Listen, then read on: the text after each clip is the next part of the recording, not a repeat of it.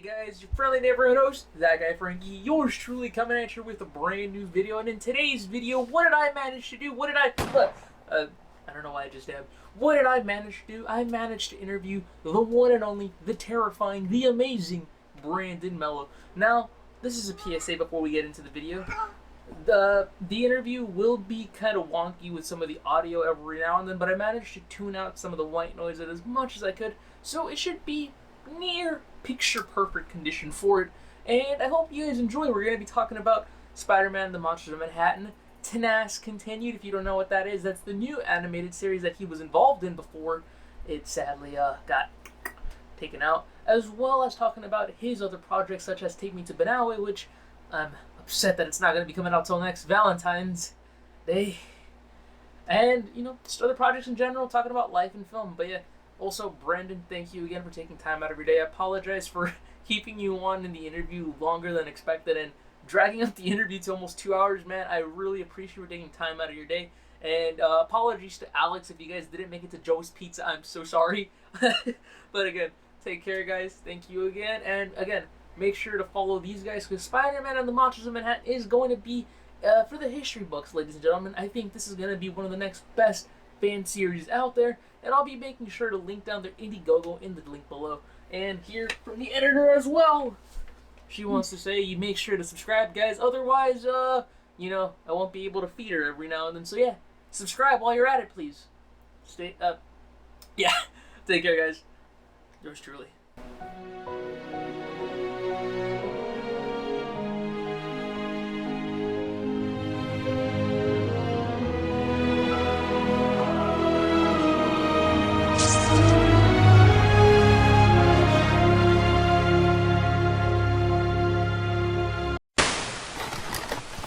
Ladies and gentlemen, boys and girls, children of all ages, it is your friendly neighborhood host, that guy Frankie. That's right. Yours truly coming at you with a brand new interview with the one and only, the amazing, the death-defying, the terrifying Brandon Melo from Spider-Man and the Monsters of Manhattan. But before we can do that, let me actually turn on my camera, because that's the last thing I forgot to do. Give me, No worries. There we go. I'm gonna be blind if this thing works. I don't know if my camera's on or not. Well, I'm not sure how you managed to die. I mean, seriously. 3, 2, 1, and we're back, ladies and gentlemen. Your friendly neighborhood host. The camera's finally working. I figured out what the hell happened. This is what I get for talking first before I start recording the entire thing. And the camera crashes and it restarts. What the hell? At least we lost like what 5 minutes worth of footage already right there. We were trying to call and then Discord was like not. Discord was not working at all. This is what happens. Yeah. Before we get into this, the weirdest thing that I find out, Brandon Melo is a year older than me. We're around the same age. How? That is true. I am 23. That is correct. 23-year-old over-caffeinated actor, if I might add. Yes, indeed. I do want to say you have an incredible room. I love the design of it. You really went balls to the wall with this one. I understood that reference. Is that a high top reference? I'm assuming right there. Balls to the wall filmmaker. Slightly, yeah. Slightly. I guess it was unconscious. I've spent quite a lot of time with Alex, so I guess he's just rubbing off on me. Dude, he rubs off on everyone. I don't know him personally, but like that man's like one of my biggest inspirations for video essays. But like, yeah. Oh yeah, he's incredible. Alex is a great guy, and he has a great team. I'm gonna try to get up to Pittsburgh again to visit him soon. You gonna visit for the what was it? The Robin movie? Tell me, he didn't just say that. Or I forgot what it was called. It's his film. Jason. Yeah. Jason. Yeah. Yeah. Not particularly for the project. I think they're wrapped already. Yeah, just to visit a friend. That's about it. Can we expect a reshoot with Brandon Melo and the Jason Todd fan film soon? I don't think so. I've been on a few of the sets already, just like behind the scenes. I just help where I can, but yeah. He's just Alex is a solid creative. Nonetheless, it's great to be here. This has been a long time coming, so it's a joy to be on this interview. In other words, folks, Brandon Melo signed an NDA, so if he says anything, he's probably gonna get shot like Kevin Feige. Alex has connections. But man, it's been a pleasure to have you on so far. Again, I do apologize. One, to anyone watching this, we had scheduled this at 2 p.m. EST, but what happened, Brandon? What happened on my end? I got the time slot confused.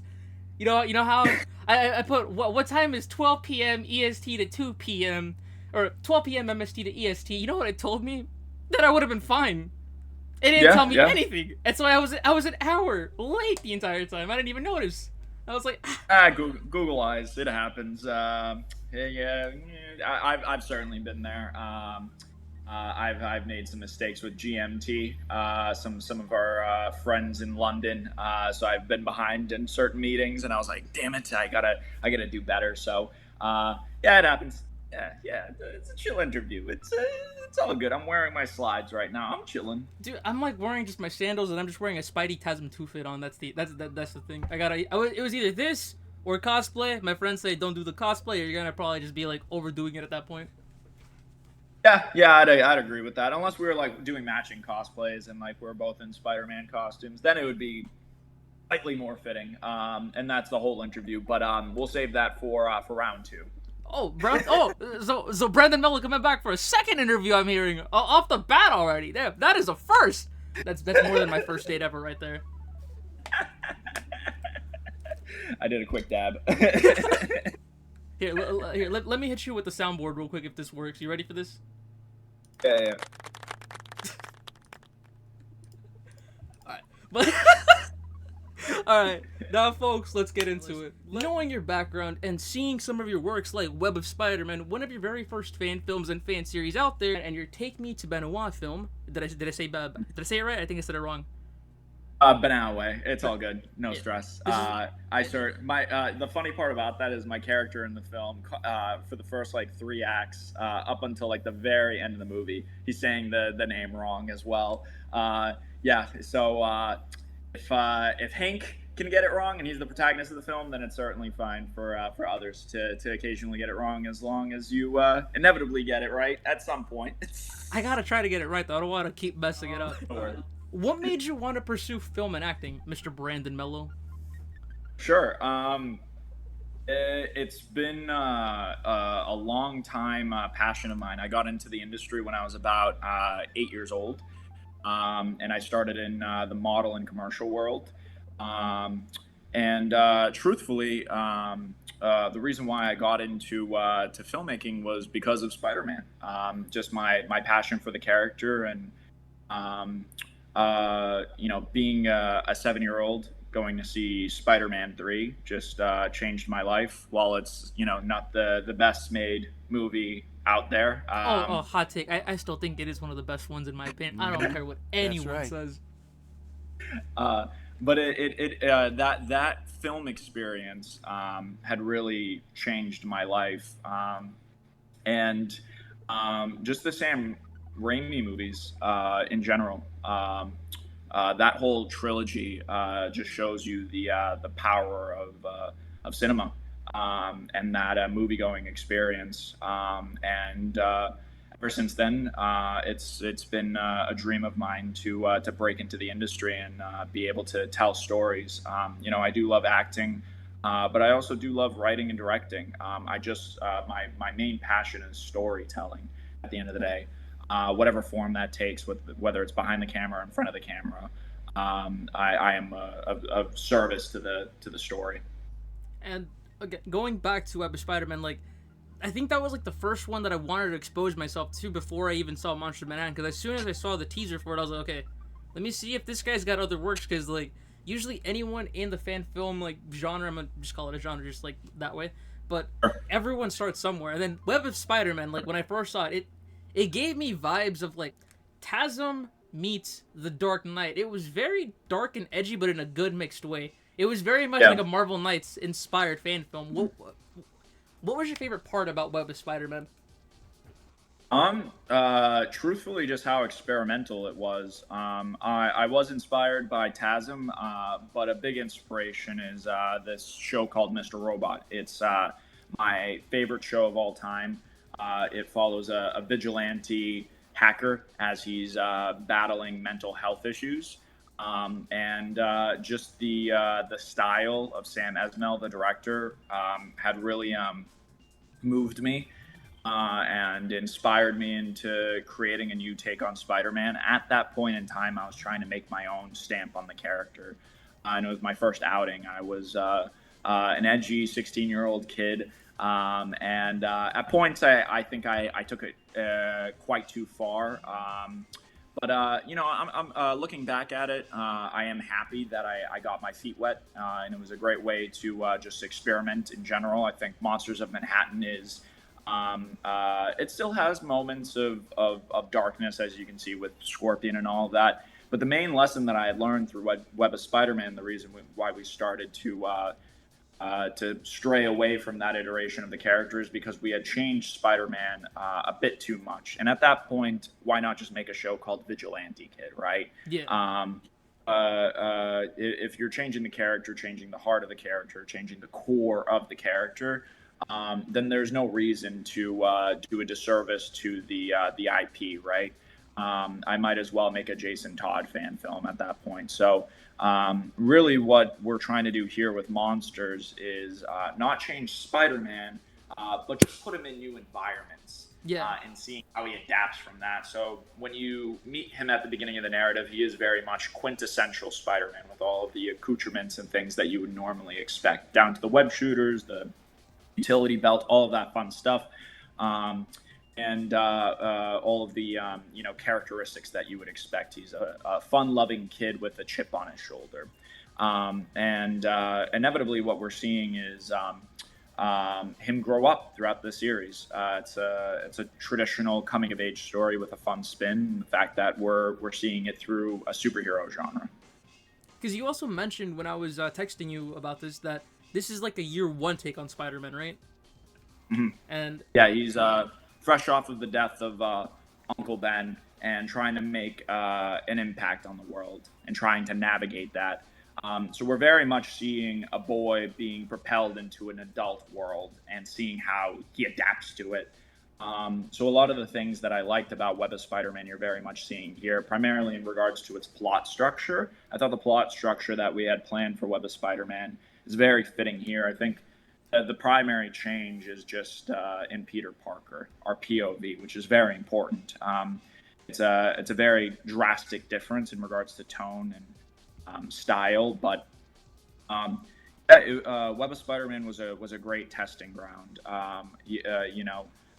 It's just me picking up a camera and seeing what I could create. While it's you not, did an amazing job with that. Like, sorry to cut you off on that, but like, I know you mentioned like it was like dark and edgy and like you were changing a little bit too much, but to give you some credit, I was rewatching it like multiple times to also like do some of my footage that I used in the video that I told you about. Like, hey, I'm gonna make a promo for this. Do you mind if I use this, this, and that? A lot of my favorite shots were the bathroom scenes. Like, there was something about like just your character just staring at himself, and it was like, this is like a dark and edgy that I like. This is like shots that are very, very like cinema-esque that like work really, really good, even for like a first timer.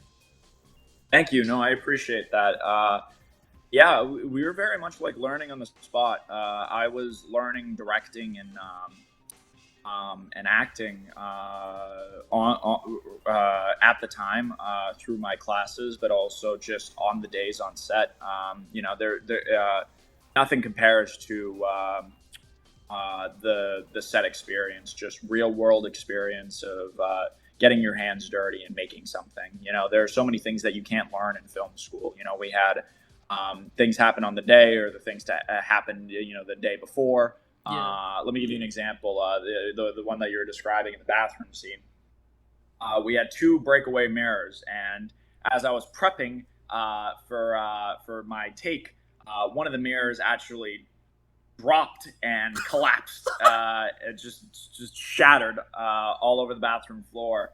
So we literally had one take. So that obviously puts a lot of pressure on me as a performer to make sure that I get it right. You got a one and done pretty much. Nothing in film school could prepare you for such a, such a in the moment type decision. So, it really, the biggest thing was just learning the the necessary mindset in getting into the content creation realm. It's all about problem solving.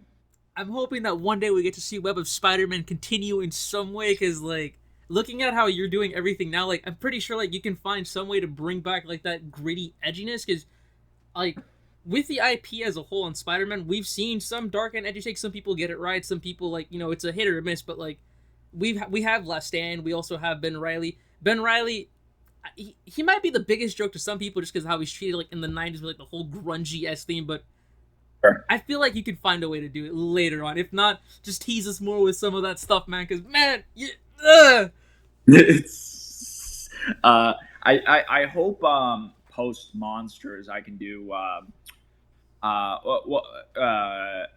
some sort of like loose continuation of Web of Spider-Man. I'm thinking I can repurpose some of the footage and showcase it in an audio drama. So we'll pretty much, for the most part, have a lot of our performers return and just go through the script, and we record it with like images on screen, like concept art and stuff like that. Yeah. And then when we do have the scene to show of what we have shot, because we got through, I would say like 25% of filming Web of Spider-Man.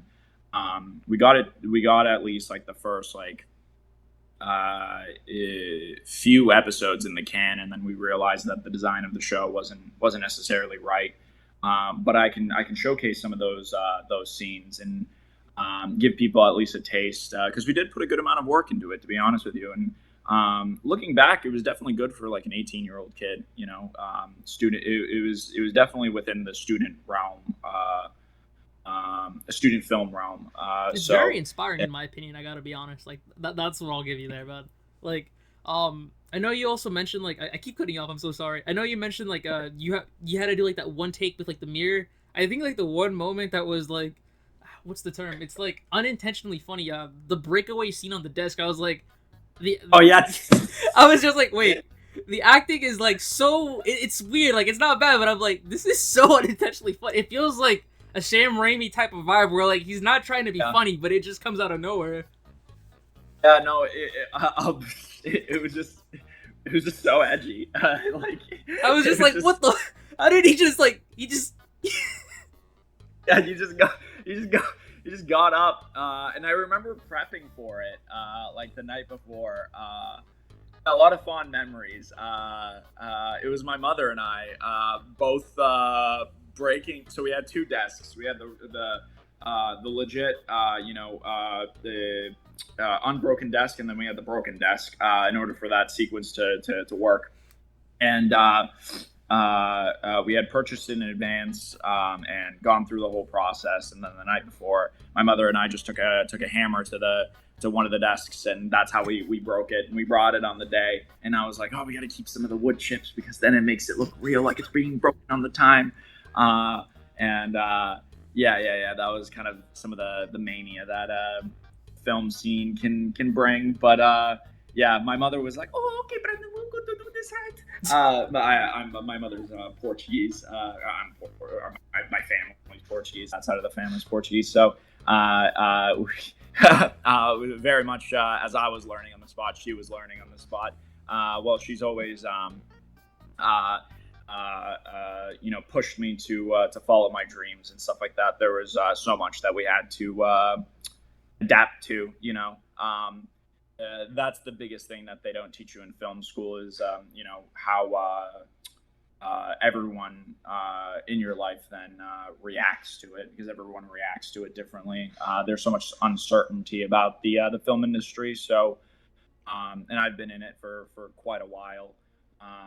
So it's, it takes a lot, but it is worth it.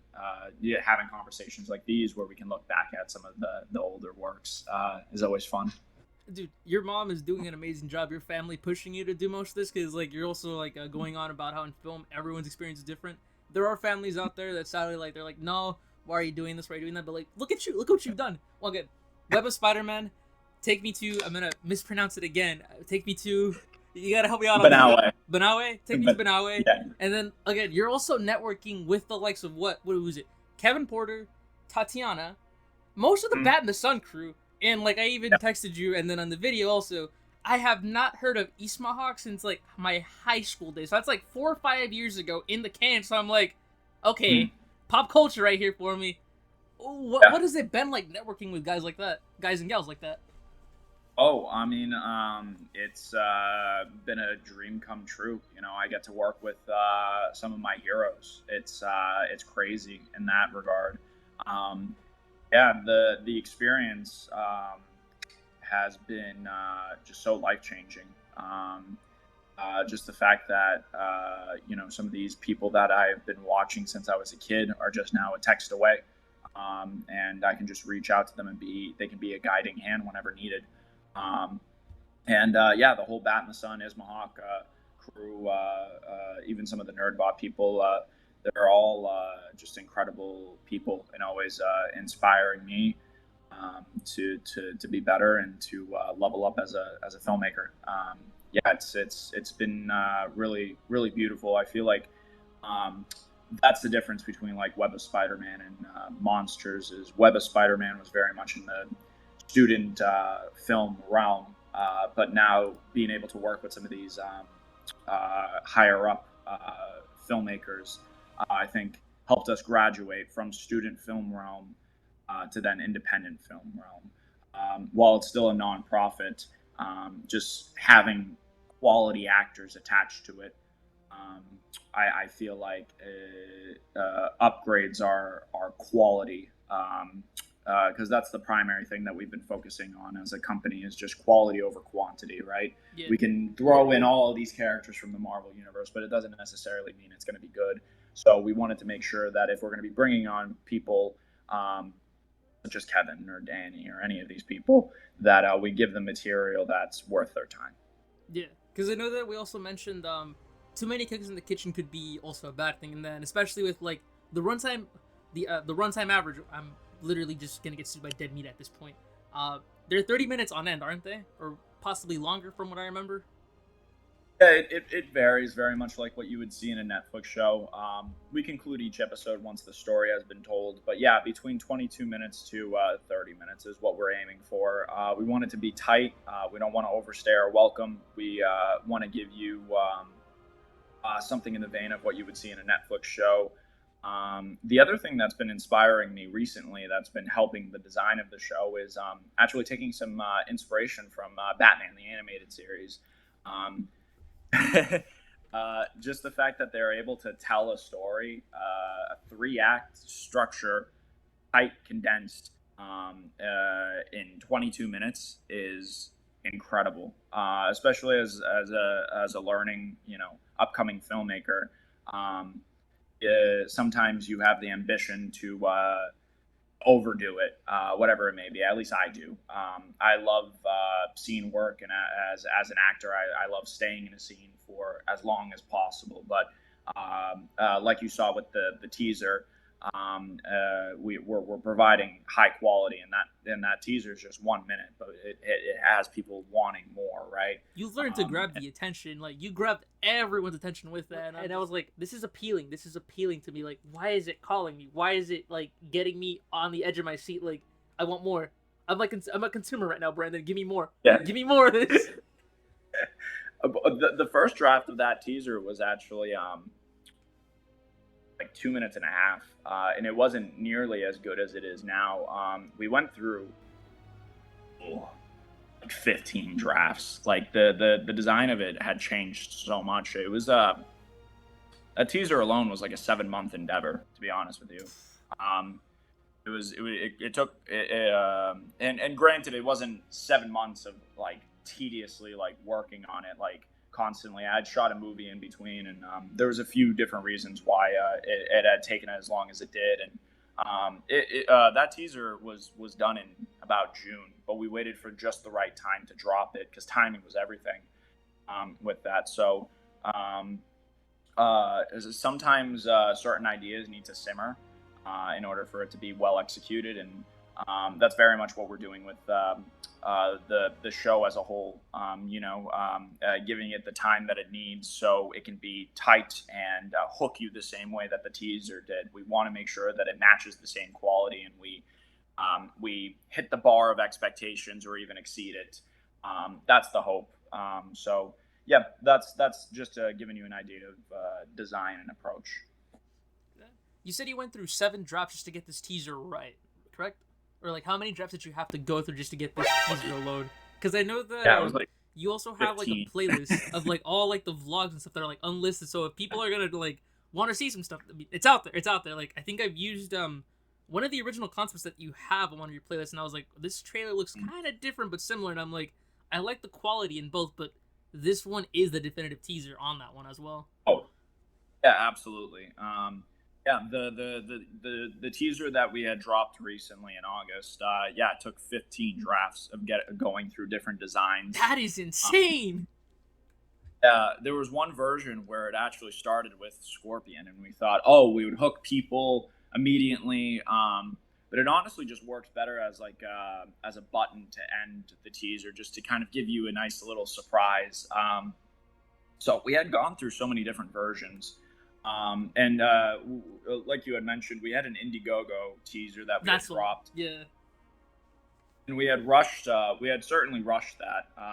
We designed it, put it out in like a week. So it shows you the difference between like 7 months to a week. And we were under different circumstances at that point. The Indiegogo teaser. We needed to get out there to give people an idea of quality so we can fundraise, So it was a moment of desperation because we were at the tail end of shooting and we were lacking some of the funds needed to just finish out the story. And that was a flaw of just me being a first-time filmmaker. So there's so many things that happen on the day, like I was telling you about, where things break or things don't go right. And it's very important to have hazard money on the side and budget that out. And that was the one thing that we didn't do is we didn't realize all of the necessities. I think the biggest thing for me, what I learned, is the importance of producers on a project. Having a line producer that can go through the budget with you and help you make that is something that we're planning to bring on to additional photography. So all of the money is meticulously budgeted out. But even then, man, with like the Indiegogo, I know you mentioned that like the trailer was rushed and all that. You guys still did a pretty good job, like looking at the teaser alone, like comparing the Indiegogo one to the new one for Monsters of Manhattan. They're both good on there, and like the Monsters of Manhattan version just comes off more like that Sam Raimi style that you were mentioning to me, that you wanted to set this, like you called it, this is like the universe where all like the original properties are together, wasn't it? Yeah, certainly. It's the best way that I can describe it is it's Raimi adjacent, right? There's a lot of elements that you'll recognize, such as the suit or even the Parker home that we're bringing back. But it is very much its own canon. It has a lot of the elements that we can recognize that very much feel like Spider-Man, and it is an amalgamation of everything that we know and love about the character into one universe. One thing that I loved about the comics that we didn't see in the Sam Raimi films is the fact that Peter Parker can just step outside and see Stark Tower or see Fisk Tower and see all of these elements of other universes. Sorry, not universes, other canons or characters and things in that vein. So it's fun. Peter Parker, from his inception, was always comparing himself to some of the other Marvel heroes.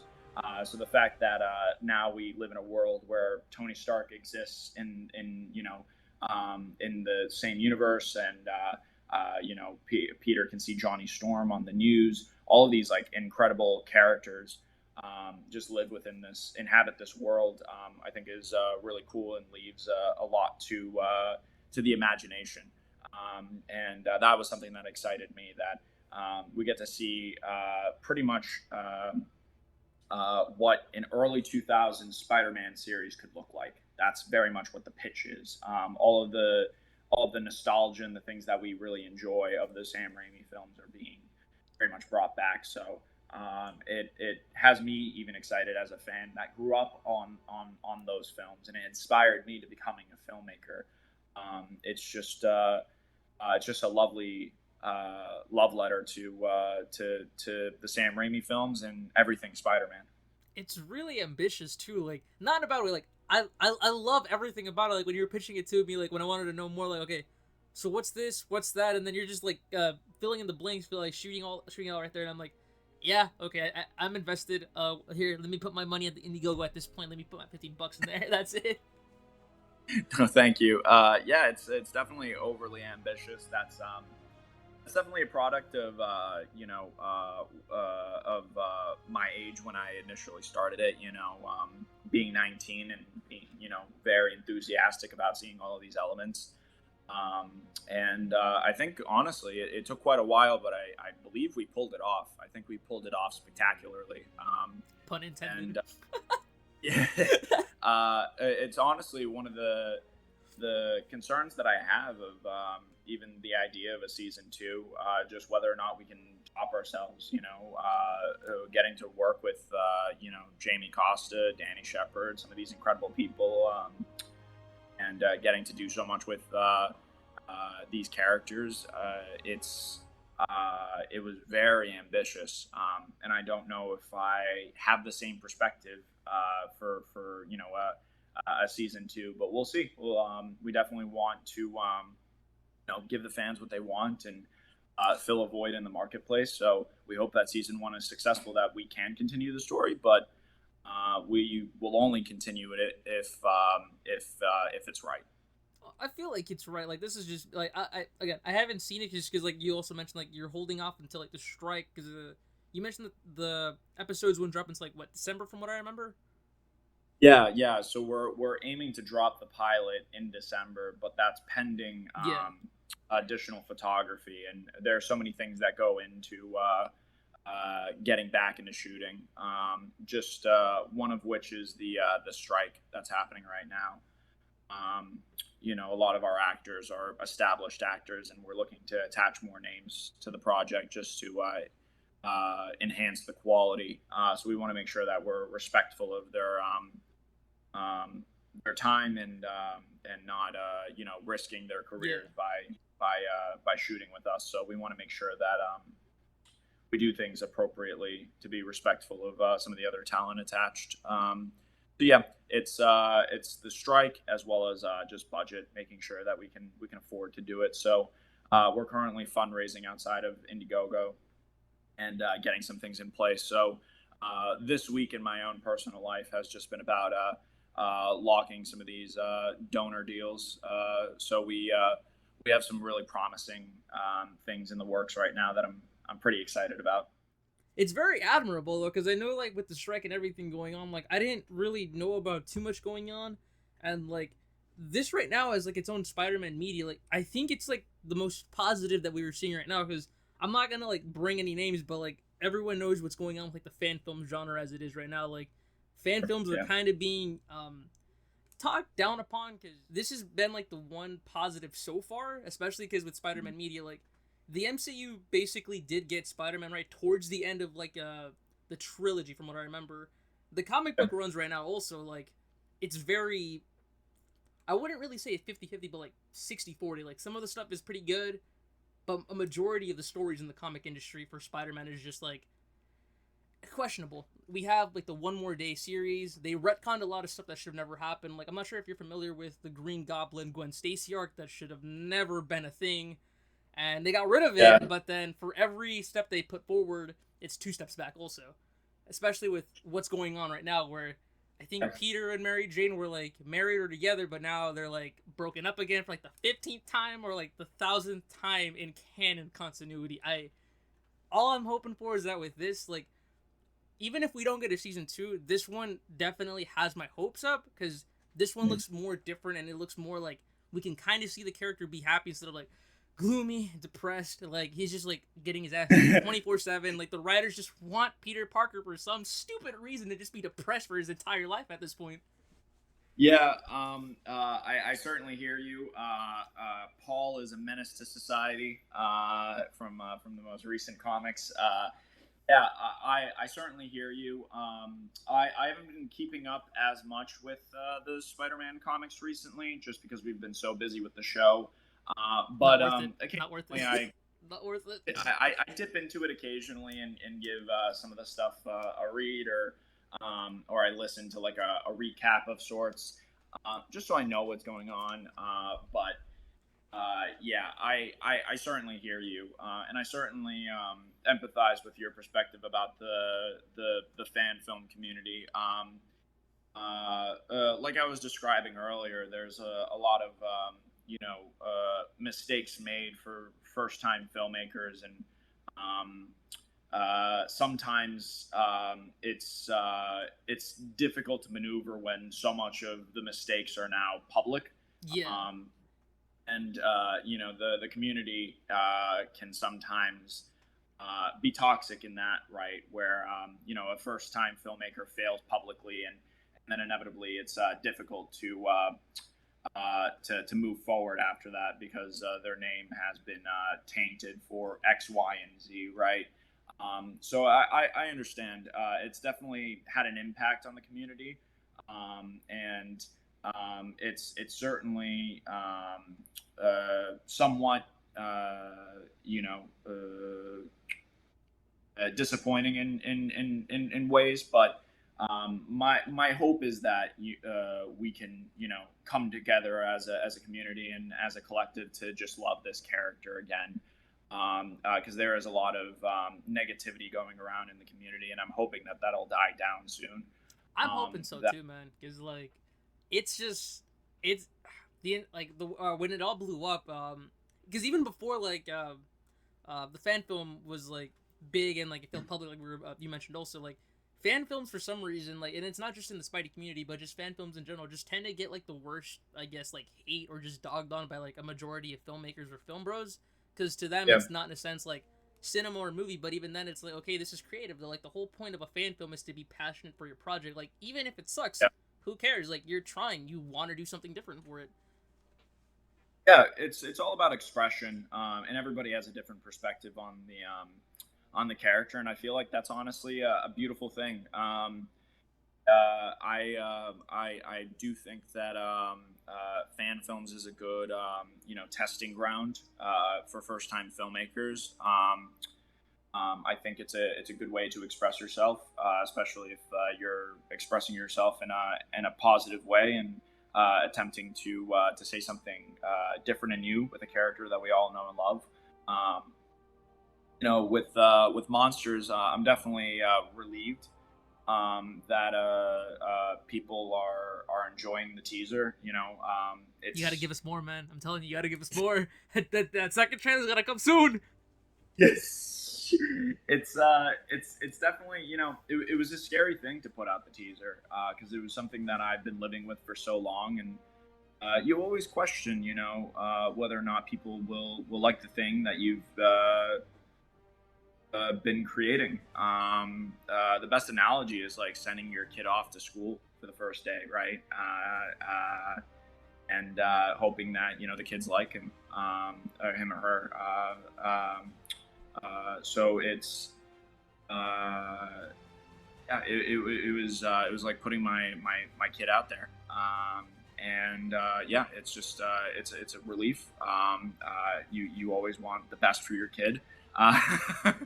Just to keep furthering this analogy, but it's been a really inspiring experience, and now that had put the team's focus on making sure that we can deliver with the same quality for the show. That's been the biggest thing. We've set a really high bar for ourselves with how people have received the teaser. So we definitely want to deliver more content, but we want to make sure if we put it out there, it either matches or exceeds the quality of the teaser. So really with these fan projects, the biggest trade-off is that we don't have the biggest budget. So meaning we have to work around a lot of people's schedules. So that just requires a lot of time, It also pushes you to like get it done and like just try and do more stuff. Also, is what I've noticed. Like fan films to me, like like you were mentioning also, it's like it's the perfect first starter for like even just first time filmmakers, and it shows you like even like with all like the odds against them, like they're like pushing for all of this to get done, and they'll do whatever it takes to get it out there as well. Yeah. I myself am I'm a working actor. So this is a passion project, but you know, I have to keep working on other things in order to pay the bills and keep living my life, so I can make more funds to put it into this project. I just recently opened up a business with my business partner Alex, and our company is going to be producing additional photography for monsters. So getting that all together and leveling up as a filmmaker has been certainly a process. So we've definitely leveled up since we began this whole endeavor. Yeah, I mean, without Spider-Man, I wouldn't be where I'm at today. This is the perfect segue because I actually wanted to bring up Alex, and then I know that you were changing some stuff for monsters also. Like I've seen, I think the original concept suit before you settled on like the Sam Raimi suit that we all know. How many like concepts did you have to come up with for like the suit before you settled on like just the regular Sam Raimi? But also, when it came to changing certain characters, Alex is playing Quentin Beck, right? And he's not just like, because in the comics, like from what I remember, he's not like built either. But like Alex has like the perfect build for Quentin Beck, because usually when I think of Quentin Beck, it's always failed VFX artists or just like kind of slime ball, like he can get away easy. And what was it like for the concept suit, but also getting Alex to do Quentin? Yeah, I'll start with your first question. We had gone through so many different iterations of the suit. Yeah, to be honest with you, it's piggybacking off of what I had told you about Web of Spider-Man. I had created my own suit, and that's a question that a lot of people ask, like, why did you go with the Raimi suit? And it's really just the recognizability of it. You know, when you think of Spider-Man, a lot of people, especially my generation, think of Sam Raimi. You know, that's what they grew up on. And like I was telling you earlier, this is not to change the character or make my own iteration of it. It's very much, this is Spider-Man, and let's just see him in new environments. Let's see him in new circumstances, right? So if you change the suit or just try to put your own stamp on it, then inevitably it'll become unrecognizable, and we fall into the same traps of Web of Spider-Man, right? We had designed our own suit. It just didn't feel right for me. To be honest with you, I just didn't. I just didn't like that iteration, whether it was the changes of the character or even the changes of the suit. I just wanted to see classic Spider-Man. That's the thing that bring me joy. I want to play my favorite character. I don't want to play a different iteration of it, right? And inevitably, you know, there are certain changes that we make to the mythos, but for the most part, you can't watch the series and say, that's not Spider-Man, right? A lot of fan films just try to be too experimental to the IP, to the point that it becomes a disservice to the IP, and we never want to take it that far. Where Spider-Man is swearing left and right and, you know, killing people and doing all like heinous acts. He is then a true menace, and J. Jonah Jameson is correct. And that's another thing that the people are saying about the comics right now as to why they don't like it. You know, they're just making too many changes to the mythos, where he's just unrecognizable, and at that point, it's not worth it, right? Like, just go make something else. Yeah, like just try different, just try something new, yeah. And yeah, Alex is a phenomenal actor. He's my best friend. After I'm done doing this interview, I'm going to be talking to him. We work on pretty much everything together. He has a Shakespeare background, like I do. We come from theater, and we've been spitballing different characters with each other for quite a while. At one point, we wanted him to play our iteration of like Lance Bannon, who was a photographer at the Daily Bugle, kind of like a rival with Peter Parker. But then the Daily Bugle realm just didn't necessarily work nearly as well as we wanted it to. You serious? So then we had branched off and focused a little bit more on the high school side of things. And I had something really interesting to say with Quentin Beck, and I thought Alex would just be perfect for it because he has a really good energy that it brings to all of the scenes. And one thing that I want to show in the series is the decline of Quentin Beck and how he dissolves into what we know as Mysterio. The idea is that, like a lot of Spider-Man villains, it's a tragic story where they don't necessarily start off bad. They're not a straight up villain. They're always like human. Like you want to like I don't know if the term is empathize or sympathize with like all like the shitty luck that they've been dealt with, but like that's what I liked. And like sorry to cut you off again. Like I love that this is staying in like that Raimi thing, because I know that with the MCU, again, like I'm a huge fan of the MCU, but one of the things I didn't like about the Spider-Man, I think, what is it, like the Rogues Gallery, at least in the MCU, the only one that truly feels human to me, I think, out of the entire series, was probably the Vulture. He's the only one that like felt like, okay, it makes sense why he's a bad guy. But then you have Quentin Beck. As much as I love Jake Gyllenhaal, like the whole idea of him basically getting pissed off that his technology got called barf, I'm like, this is so unrealistic. Yep. Like, I know that the movies are fictional, this is just set in the MCU, but like, there's something missing. And then how you mentioned that Quentin Beck, at least in your iteration, it's supposed to be like a tragedy. There's always like something happening as to like why they become villains. And seeing the Indiegogo teaser, he's also being bullied by, is it Flash Thompson? Or who's the character there? We don't want to give that away yet. Mission failed. We'll get him next time. That's Dade Elza. He plays a part in our series. But yes, he's being bullied. I'll cut that segment out. Don't worry. Yeah. No. You can certainly keep it in. He's just we're not revealing who he is yet. Okay. But he's not playing Flash. I'll tell you that much. But yeah, in regards to him being bullied, I was very much a bully growing up, so I had an interesting perspective there, where Quentin honestly had a lot of elements of myself growing up. And the interesting part about it is, it was quite therapeutic. Just like in real life, Spider-Man was the reassuring hand on my shoulder growing up. I was able to do that here in this series. And play Peter helping this broken kid just get by, and that I think has a really good emotional narrative that we haven't really seen before. I'd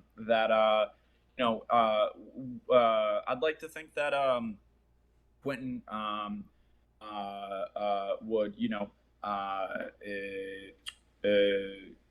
grow up and transition into more of his comic book counterpart. But in this series, it is very much our own interpretation. He doesn't end the series necessarily a villain. He is a broken kid that had just learned a lesson through his friend Peter Parker. I'll leave it at that. All I can say, man, is that I can't wait to see Alex then, because that's very deep. Like, again, as most of the Rogues Gallery, like the only people that I think kind of got the Rogues Gallery right was either Sam Raimi and his writers when they did, I believe, Doc Ock, I think Green Goblin, Sandman, even Venom, because I know people aren't a huge fan of Topher Grace's Venom. I personally love that trilogy, and like Topher Grace to me like spoke a lot of volumes, and I think he could have been done better, but it's all right for what it was. And then the controversial Mark Webb's Amazing Spider-Man. I know people don't like it a whole lot, but even the Lizard, to an extent, like I was like, I understand it there. So with Quentin Beck, like the whole origin, like you're saying, is gonna be bullied. I'm like, I want to see this, like, see how this comes into fruition, because this is gonna speak a lot of volumes, also. Yeah. Quentin comes at a good point in our narrative where, Peter has the all is lost moment, and episode 4 is really just answering the question of who is Peter Parker. Quentin helps draw parallels to Peter as a character, and true characters shown in conflict. So Quentin provides a good amount of conflict for that narrative for us to understand Peter a little bit, and that's really what all of our villains do. They show different sides of our protagonists. and provide some interesting conflict. We have Jamie Costa in our series as Shocker, and that's also a really interesting and deep narrative where Peter has the choice of putting a criminal away and robbing another boy of his father, and it then allows for an interesting dilemma where is Peter then causing another Uncle Ben situation for someone else, and there's a lot that we say there. So some of the conflict that we have in our series isn't necessarily black and white, where it's just Peter Parker putting a criminal away, and then the story ends there. There's a lot of interesting things that we delve into in the aftermath of stopping certain criminals and the repercussions that Peter has to deal with. Man, you're gonna make me cry. I swear to God, bro.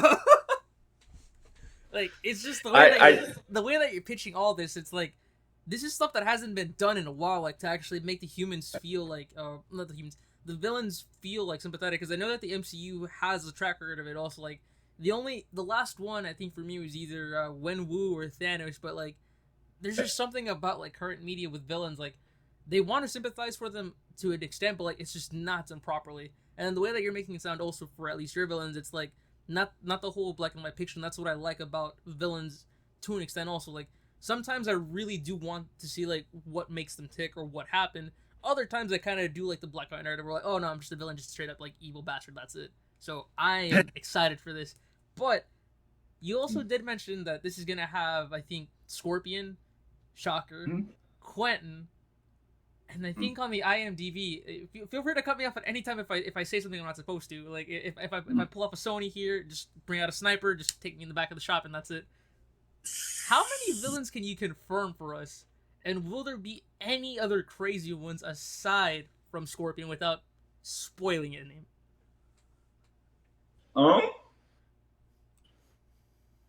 Like what I was mentioning earlier, there's a larger Marvel universe that we explore. There's quite a few characters that come in and out of the series, but really the focus for this season is Jamie Costa's Shocker and Scorpion. So there's a lot to be explored with just those two characters alone. They're all under the umbrella of our, the crime syndicate that's going on in New York, that's led by our kingpin, William Chevry. So they're all an extension of Kingpin's MO. Just seeing how different people react to Kingpin's agenda. I don't want to give too much away, but there's a really beautiful narrative here where we're seeing underdogs just like Peter Parker and these villains, where it's just people that have been failed by their system and community. And like I was mentioning with Quentin, he was failed by his community, whether it's at school or in the real world.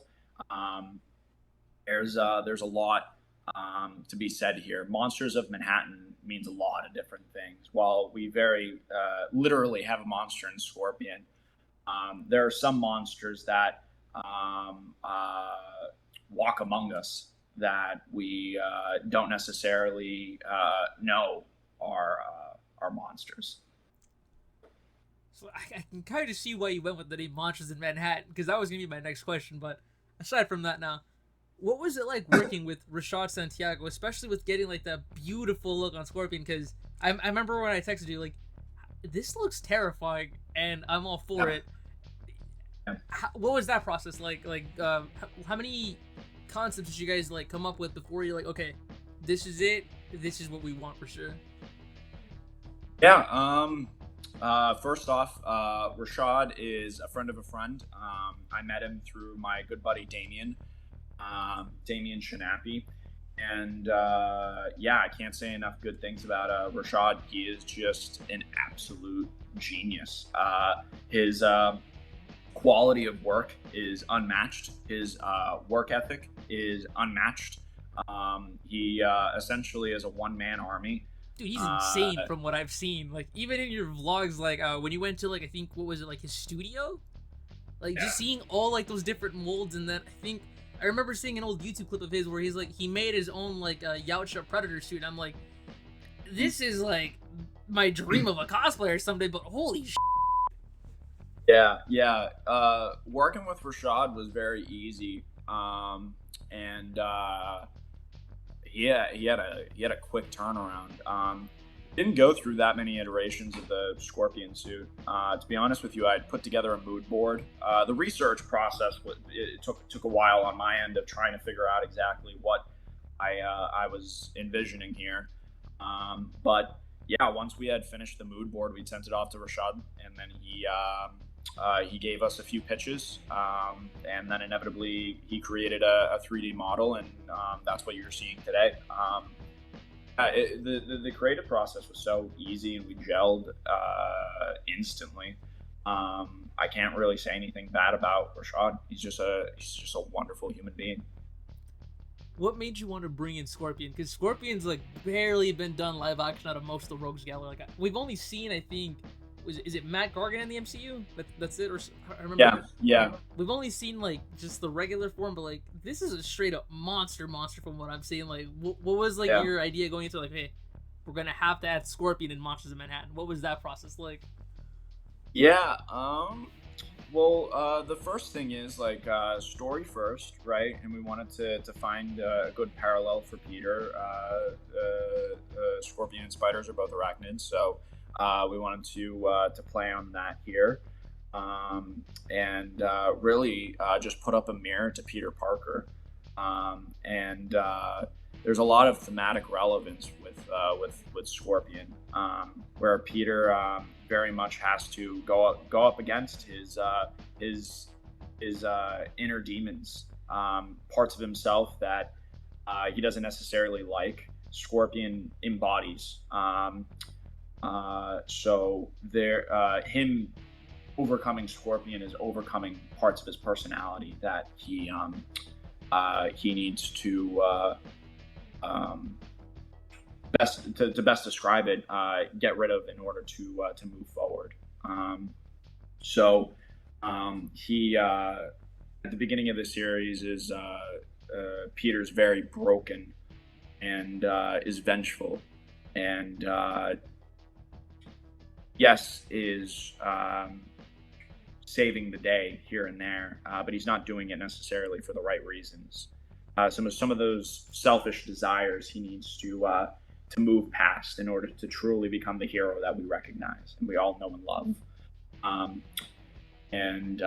That's really what Scorpion provides in regards to thematic relevance and story relevance. So yeah, it was just very exciting. And then outside of that, as a filmmaker, it's obviously very tempting to do something original and bring a character that we've never seen before. And Scorpion was a challenge that I felt confident taking on. I think it'll really pay off, just in both in a production stance where I think it looks spectacular on camera, but also in an emotional sense where story-wise, I really do think that this can resonate. You know, this has been a long time coming, and I think that we're telling a really powerful story. There's a lot of worldviews that Mac has, where he sees things in a very black and white fashion, and that inevitably is taken form in Scorpion, where if you look at the design, it doesn't have any eyes. Yeah, it's like it reminds me of, like, just straight up horror movie monsters. Like, it reminds me of The Fly, just looking at its eyes. Like, I am terrified of that damn design. Like, you guys pulled it out, and I'm like, I'm trying to get all my horror homies into this. Like, hey, if you're not a huge fan of Spider-Man, just look at the damn design on this goddamn creature they got. Like, it is appealing, dude. Yeah, no, it's a scary looking thing, dude. Yeah, it's yeah. If I saw that as a kid, I would probably have nightmares for weeks. The movie that really scared the shit out of me as a kid was this movie called Mama, and That the Guillermo del from Toro one?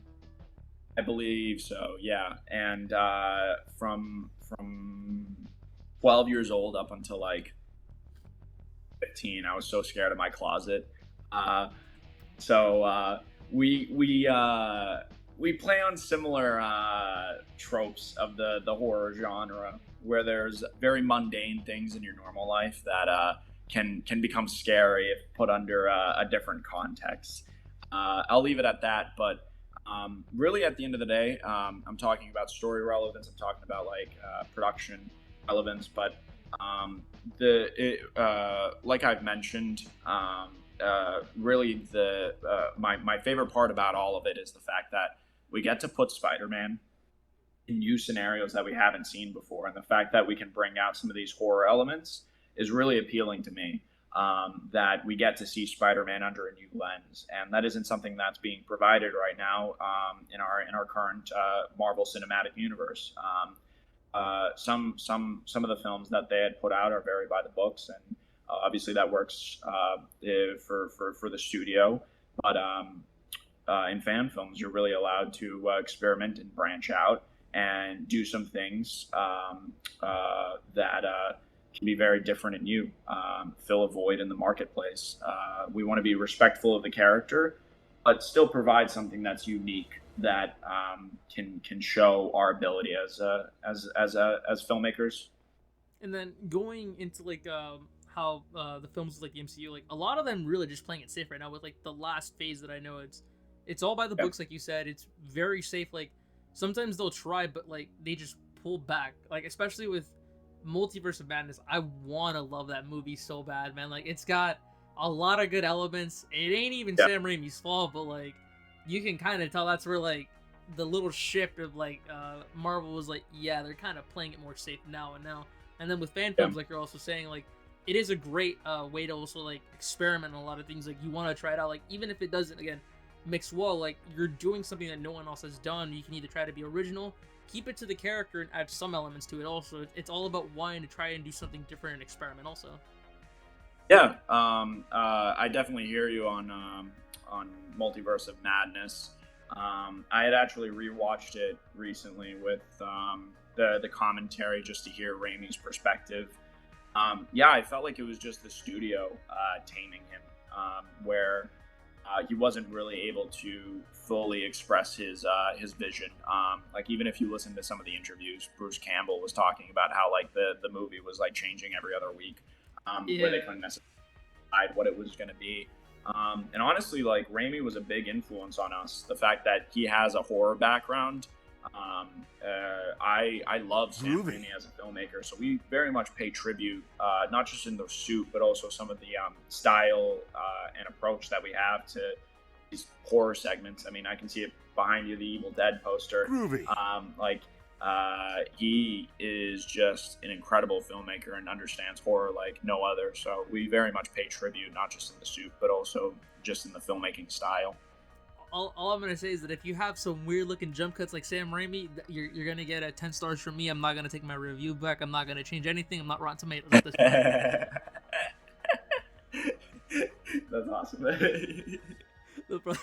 We were talking about the runtime earlier. Also, do you think like with the way that everything is, like this is like where you're happy and set with to get everything you want across, especially with like you mentioning story relevance? And I know that we were talking about themes and DMs also. You mentioned Unity is going to be one of the biggest ones, and you mentioned earlier also like you want to see everyone's perspective on how everyone's origins kind of tragic in a sense. Do you think you'll get it in a sense? Like will we understand what your vision is, if that makes sense? My grammar's pretty bad. I'm sorry. No worries. Yeah, I certainly hope so. I think we told the story to the best of our capabilities as of right now, right? I'm always learning. I'm always a student. I think I will continue to be a student. I don't feel like anybody ever arrives at a place in their life where they feel like they're a master yet. For me, I feel like we communicated it to the best of our abilities. At this point, there's certainly things that budget, held us back on. Obviously, we don't have millions upon millions of dollars, and we're not able to explore all of the different, aspects of the Marvel world. But I think our main goal is just to tell a really good Peter Parker story slash Spider-Man story, and I feel like we accomplished that. I feel like we told the story that we were attempting to tell of Peter Parker the loner, learning to become a team player and becoming accepting of his community and accepting of help. And that I feel like is very clearly communicated.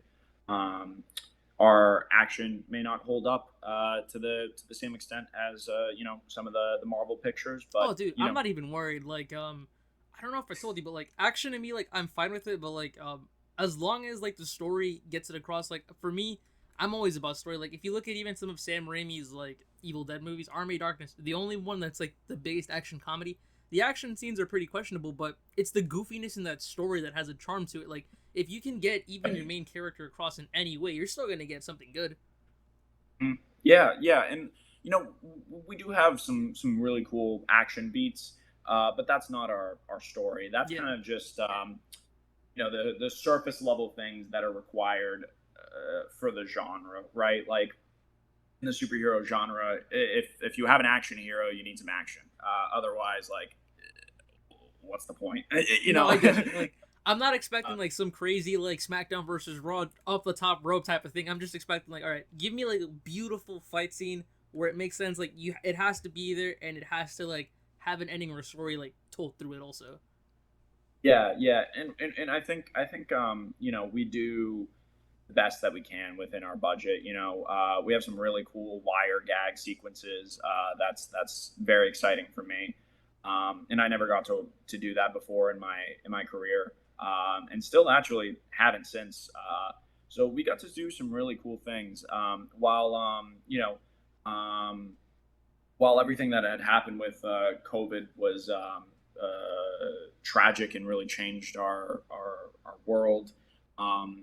At that point in time, it had really put us in a position where we wanted to continue doing what we love and express ourselves, and we had the availability of some incredible stunties that are industry professionals. Some of them even worked on like Daredevil and some of the Netflix shows.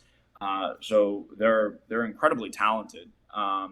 One of them, actually, his name is Donnie Francis. He had worked on the most recent Tom Holland show. I think it's called The Room, something in the vein of that.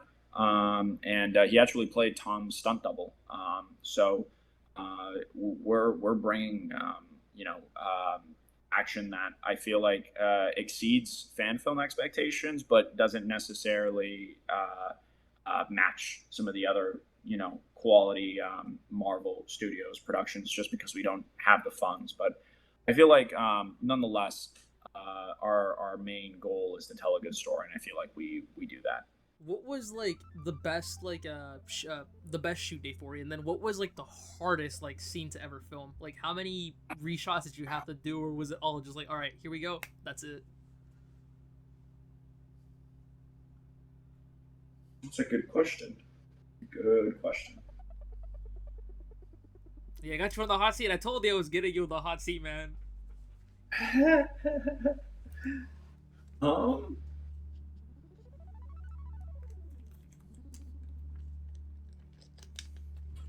Okay.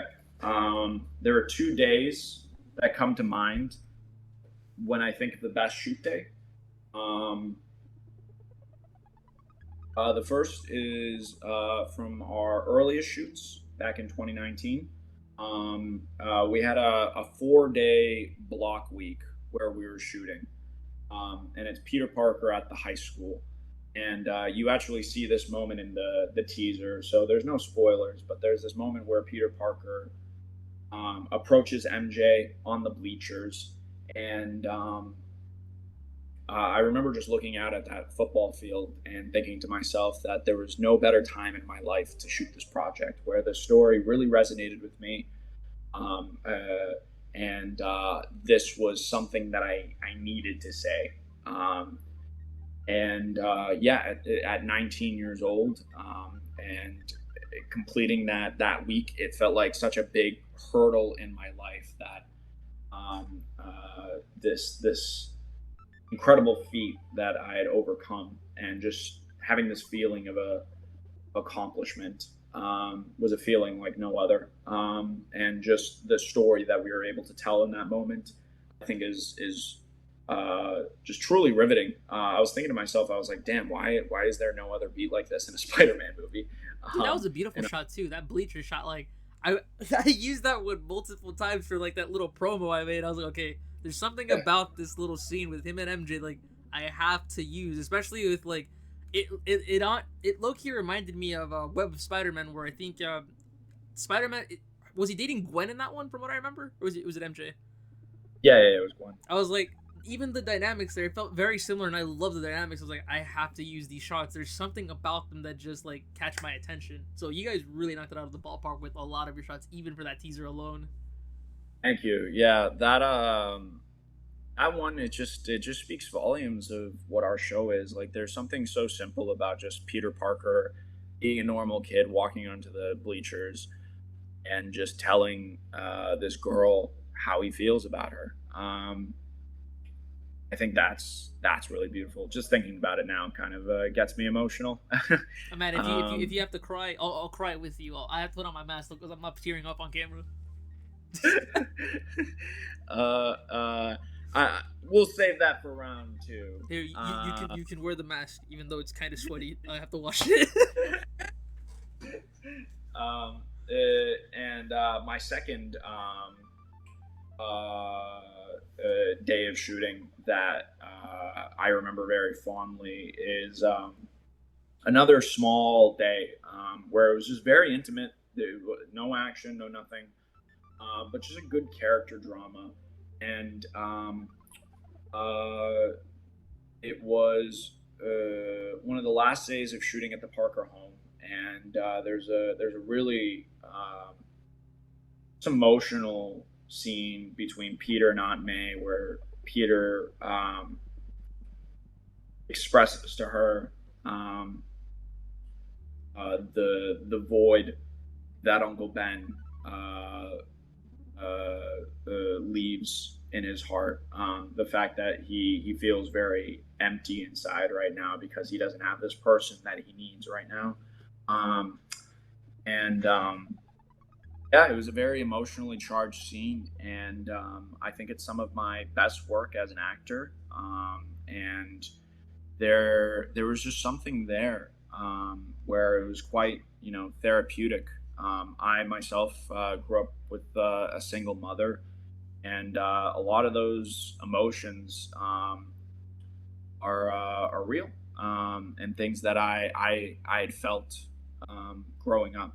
So the fact that I could express them now here with this character that I care about so much, it just left me with a similar feeling of this was something that I had to say, and this was the perfect time in my life to say it.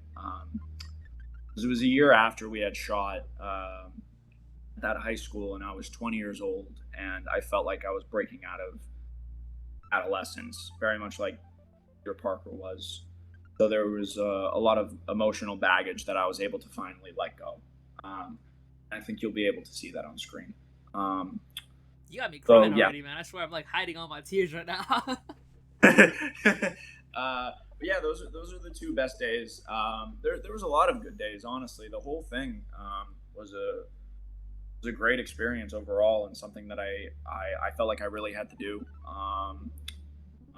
at that age, And there are worse ways to spend your early 20s. So I think I'm doing all right. Yeah, I will tell you one of the worst days. It was one of the last days of shooting, close to it, and the shoot, like the series itself, was like 40 days, over several months. So we got really tired throughout shooting, especially being on a budget like this. There were some tough days, I'll tell you that much. And the hardest day is there was this tunnel shoot where Peter is going after the Scorpion. And it's part of this elaborate action sequence where Peter goes into the tunnels and then from there goes into a train cart. They're fighting.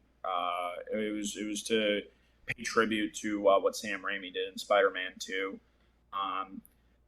And it was just such a big idea and so overly ambitious that it was at that point at our detriment, just because of the conditions and things that we didn't anticipate going into that tunnel. So it was quite a hefty load to carry, and there was a lot of clashing on set between just multiple different parties, and it was difficult. It was honestly just the exhaustion getting to us, and it was a difficult day. But we had to come as a team to complete this thing that we had started. And while that day was difficult, I think it made us stronger as a team. And were certain things that we had to get out of our system, and you grow and you learn. Being a first-time director, there was a lot of things that I learned on this project that I will carry with me onto other projects. And we have a really great family unit, and if I wasn't surrounded by such a talented team, I wouldn't have been able to accomplish a lot of these things. So yeah, I'm forever grateful, even for the hard days. The classic saying of pressure makes diamonds, right? Yeah.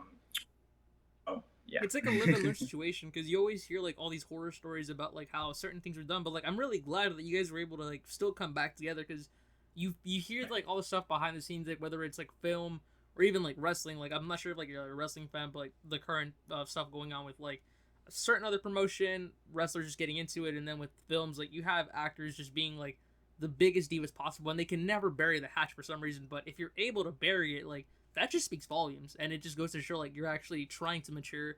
You're also trying to like not have beef or problems, and you just want the film to actually succeed. That way the whole the audience doesn't just take away from like, oh yeah, the movie's good and all, but what about this person? And then it's like all the attention goes towards the drama than the actual film also. Yeah, and it certainly led to the demise of other projects. But I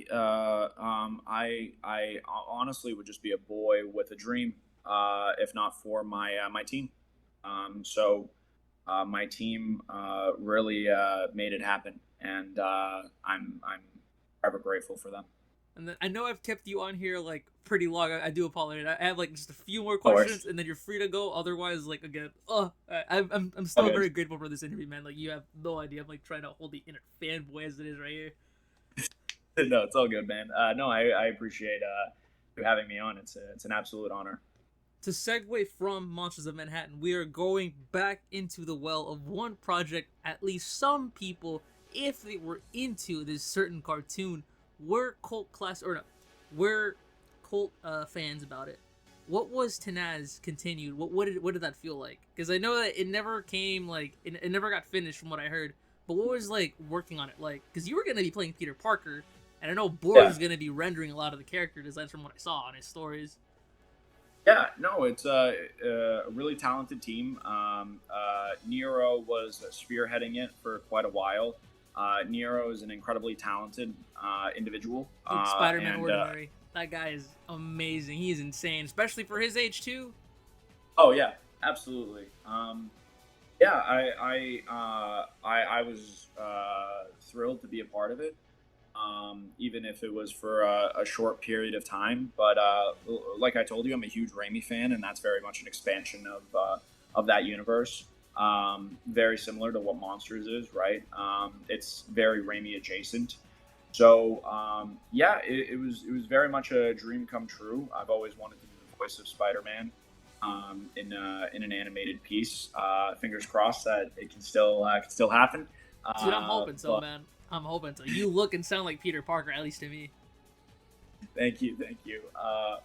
But yeah, it's a cool project.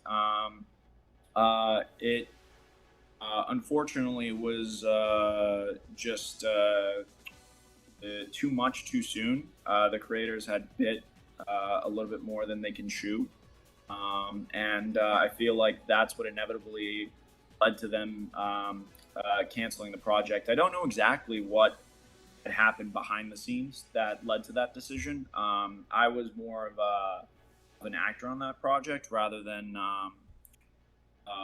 one of the lead creatives. I helped produce some of the talent, like Lexi and Dade, and I had even reached out to John Bailey, Epic Voice Guy. So yeah, I brought quite a few friends onto it because I believe in Nero and team, and hope to collaborate with them on something else in the future. You hear that, Nero? I swear, Nero, if you're watching this, you gotta do Tenaz Continued again. I'm gonna torture my friend Boris, because that man, I'm not sure if you follow Friendly Neighborhood Menace, but that guy, insane renders, especially because he's trying to get me to play, I think, the Ultimate Spider-Man video game, because he wants me to do something on it, but I'm like, oh, yeah, he wants me to do Ultimate Spider-Man, because there's something about that video game that, like, everyone wants me to talk about, but I've yet to get into. But Nero, so good. Please come back with Tenaz Continued. There are fans for it. Come back. Honestly, I'm a fan of it. Even if I wasn't attached to it, I would still watch it myself. So, yeah, if circumstances change, I'm more than happy to lend my talent to it. It's honestly a project worth pursuing. The ideas that were being put down on the page were incredible. Honestly, just very exciting ideas. They're extremely talented. Even if we just do one episode, I think that would be really cool, and I feel like could change the game for fan films, because there's not that many animated projects like Tenaz Continued. I think it's the only one that was coming out too, from what I remember. Like, it's always been just live action. So this had that little market. It had like a little niche market for it. Yeah, and it seemed to be really working for them. So Nero, get on it. I swear, we High Top, Godzilla Mendoza, please force Nero to make the damn show. I need that show.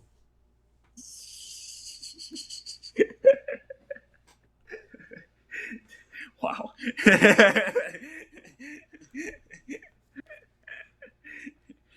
But good question nonetheless. Yeah, I'm a huge fan of it. Hope it continues. But we'll see. It's really up to them. It's not my project yeah, I don't really have any real say in it, outside of just reviewing the pages and giving my 2 cents on character. And that hurt. Give me oh, that hurts. I think I almost coughed right now. That sucks. Damn, I was like, all that Tenaz pain just being held in you. Yeah, because I've been wanting to talk about it with you for like a minute. And I was like, no, I want to save it for the interview, because like I want to put him on the hot seat with all these questions that I got. Now, for sure. For fan films and other shows, you've also networked with the likes of Joey, and then for people that don't know Joey, he's the guy that was behind Spider-Man Lost Cause. What would you ever consider doing a fan film or anything with him? I'm not sure if you worked with him before. Yeah, absolutely. Yeah, we've been tossing some ideas around. We're actually trying to get him on set for additional photography for Monsters. So yeah, no, Joey's a genius. He's working on our marketing right now for Monsters. Honestly, Joey was one of the reasons why I got into fan films. That excitement of just TASM at the time, and seeing somebody else creating a fan project, and being ambitious and going out there at a young age was very inspiring to me. Honestly, the two fan films that really had moved me and caused me to create web and monsters was Joey Lever and Roger King of Peter's Web. I love Peter's Web. Yeah, it's just incredible work. It really shows you that if you put your mind to something, anything is possible. And that's what really inspired me at such a young age to get out there and make something. Even if I fail, I fail on my own terms, and I get to learn from it, right? So I had to overcome any fears that I had, and just get out there and learn. And I feel like that's what Web of Spider-Man provided me, and that's what Monsters is currently providing me. It's just a phenomenal education that I just can't learn in a textbook. If you could work with like other people on another fan film or show, what would it be, and who would those people be, and why? Wow. I got you right there. Oh man. Okay. Let me think.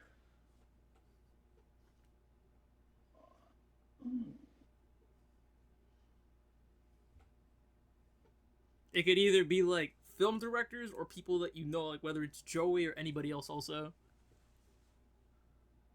Okay, I'm gonna give you two answers. The first one is a project that's in the works right now, but is put on the back burner until we both complete our current passion projects. Bryn from Spider-Man 4, Bryn Jones. He's an incredible creative, and he's currently spearheading a Batman project called Batman Genesis. And I'm currently attached to that to play a young Bruce Wayne. And I love the character of Batman. The Will to Act is a scene that I listen to while I'm working out. Batman is such an incredible character. I love detective stories. True Detective is one of my favorite shows. So that's something that I'm very excited about, and I hope happens. There's just so much that I have to say with that character. And in regards to just like an original idea that I haven't spoken about publicly, for the longest time since I was a kid, I've always wanted to make a Ben 10 movie. My hope is that right? Oh my God. It's just, that's what we grew up on, right? That Ben 10 he is that guy. To put it simply, he is unmatched. He is one of the greatest superheroes of all time. Fight me. It's I want to make a Ben 10 movie at some point in my life, whether it's fan or a work for hire for Man of Action, Cartoon Network. My dream is to collaborate with Man of Action to put together a proof of concept and show up on their door and say, here's what I can do for you guys. So that's my dream, dude. That, like, if I can do that, I could die right after that. I'll be good. Like, dream accomplished. That is peak Brandon Melo right there. That's like that would be everything to me. I feel like all of my work right now on Spider-Man could lead up to that moment if I were to create something like that.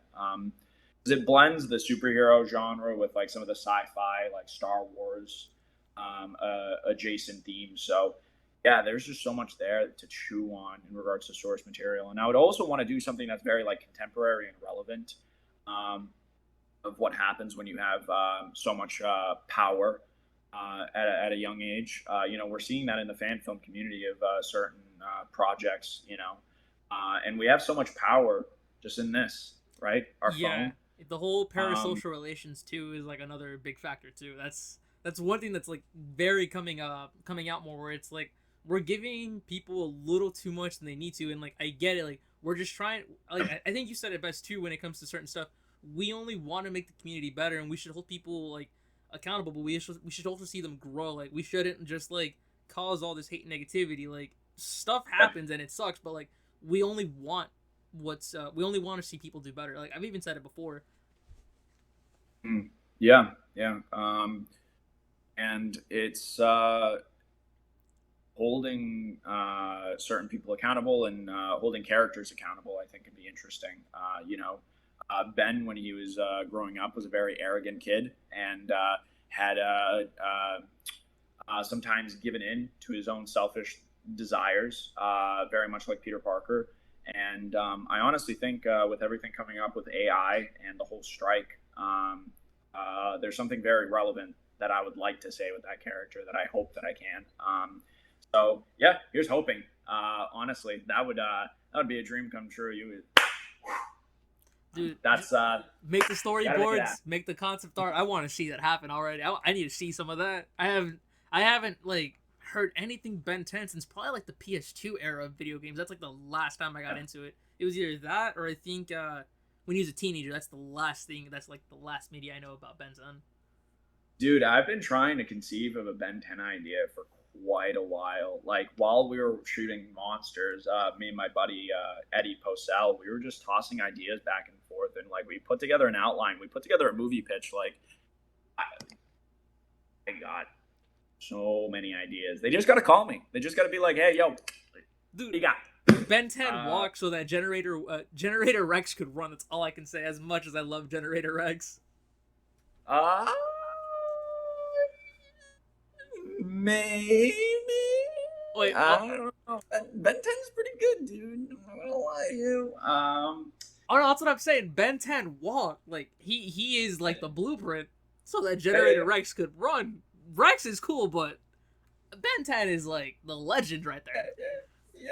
I think Ben both walked and ran. I'm just saying. Oh. I think he did the whole thing. He just did it. I don't know, man. I think Rex exists, and Ben just he ran that mile.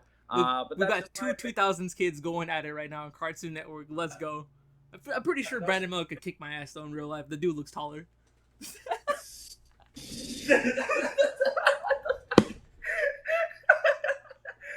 the response. I feel like you could kick my butt. Okay. It's gonna be the height difference. You're like Luigi and I'm Mario. I'm pretty sure all you have to do is like, all right, Frankie, just stay right there. Just like put your hand on my hand and just can't even do anything to you. Dude, you know what's funny? Because so I'm Portuguese and Serbian. So like my upper half is very like Serbian, where like I am tall. I'm 6 foot. I'm not like incredibly tall. I'm not like model tall. But like I'm like, I'm fine as an actor. But the thing is, my proportions are slightly strange because of the combination of both Portuguese and Serbian. Because Serbian people are traditionally more taller. They're more in that 6 foot realm. While Portuguese are usually like a tall Portuguese man is like 5'5" at best. So my legs are at the same like length as my mother's legs. Like her hips end at mine, and she's 5'6". So on camera, I look mad short, dude. Like mad people come to me and say, "Hey man, you're like 5'8", right?" Like they're always surprised when they see me in person. Like very rarely do people actually think I'm tall, and it's because of my proportions and the way that it reads on camera. So like I've been trapped forever as like a teenager on film, not just because of my like face and appearance, but honestly just because of my proportions, the way that I read on camera. So it's like very rare for anybody to ever say like, "Hey man, that guy, he looked tall." Like I rarely get that. It's usually the opposite. It's usually, "Hey man, you're short as f-." And then they meet me in person. They're like, you're a lot taller than I anticipated, Brandon." That's usually the reaction. Oh man, like as soon as like I saw like you just look tall in general. I'm like 4'5", bro. I'm like Mexican as it is. Like I got nothing of the good genes going. Let me see if I can get like, let's see.